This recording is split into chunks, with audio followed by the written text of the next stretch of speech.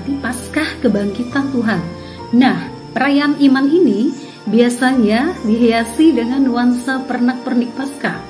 Salah satunya adalah hiasan telur Paskah. Kita bisa melihat antusias umat di paroki-paroki, stasi-stasi, bahkan mungkin di biara-biara diadakan perlombaan mencari telur Paskah atau menghias telur Paskah.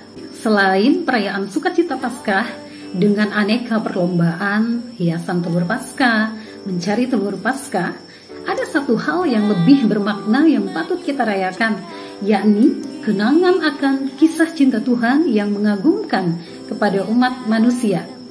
Melalui sengsara, wafat dan kebangkitan putranya Yesus Kristus, Allah Bapa mau menyatakan kasih-Nya yang tanpa batas kepada umat manusia. Refleksi untuk kita, bagaimana perayaan kasih Allah yang agung ini kita hayati dalam hidup keberimanan kita. Salah satunya adalah berusaha menjadi saksi-saksi cinta kasih-Nya di tengah dunia. Dalam Injil hari ini kita mendengar kesaksian iman 3 tokoh terkenal dalam kitab suci, yakni bagaimana Maria Magdalena, Petrus, dan Yohanes membangunkan kita dengan kejutan di pagi hari yang kemudian menjadi kejutan di sepanjang masa bagi dunia. Nah, salah satu tokoh yang mau suster angkat dalam renungan hari ini adalah Maria Magdalena. Dalam Injil Yohanes bab 20 ayat 1 sampai dengan 9 dikisahkan, pada hari pertama minggu itu, pagi-pagi benar ketika hari masih gelap, pergilah Maria Magdalena ke kubur itu, dan ia melihat bahwa batu telah diambil dari kubur. Ia berlari-lari mendapatkan Simon Petrus dan murid lain yang dikasihi Yesus, dan berkata kepada mereka, "Tuhan telah diambil orang dari kuburnya, dan kami tidak tahu di mana ia diletakkan." Dalam penggalan perikop Injil Yohanes ini mau mengatakan bahwa Maria Magdalena sangat mencintai Yesus. Rasa cinta yang begitu dalam mengalahkan ketakutan. Inisiatif dan kenekatan Maria Magdalena untuk pergi ke makam Yesus pagi-pagi benar menjadi kejutan yang istimewa bagi kita. Secara fisik, Maria Magdalena tidak akan mampu membuka batu penutup makam, tetapi ia nekat, karena di matanya cinta pasti akan membukakan jalan keluar, sesulit apapun suatu persoalan. Perjumpaan dan sapaan Yesus secara personal kepada Maria Magdalena memperbaharui iman dan gambarannya tentang Yesus. Saat namanya disebut, Maria Magdalena kegirangan dengan mengatakan, "Rabuni." Dalam situasi sedih, gelisah, Maria Magdalena mendapat penghiburan. Ia tidak sedih lagi. Ia telah menemukan jantung hatinya. Nah, apa arti kisah Injil ini bagi kita?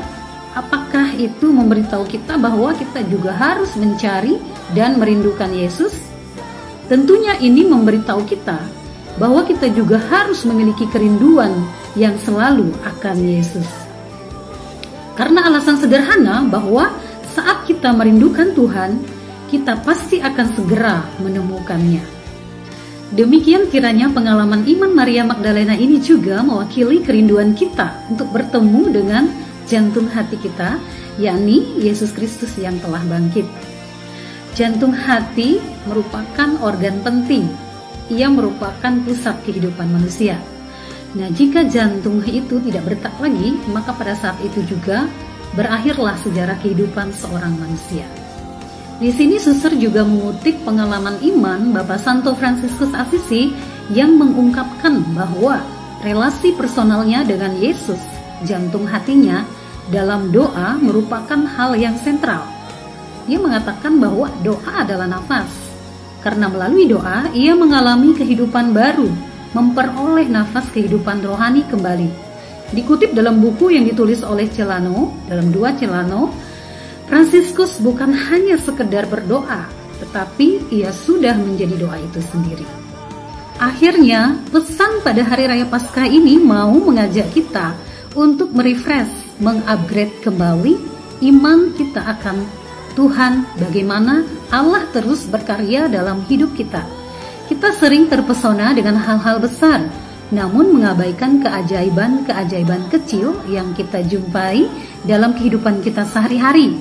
Bersama Kristus yang bangkit, kita juga diundang untuk turut bangkit dari ketidaksadaran kita untuk melihat secara nyata karya Allah dalam seluruh hidup kita, entah dalam suka maupun dalam duka, gagal maupun sukses, tawa dan air mata. Selamat Hari Raya Paskah, haleluya!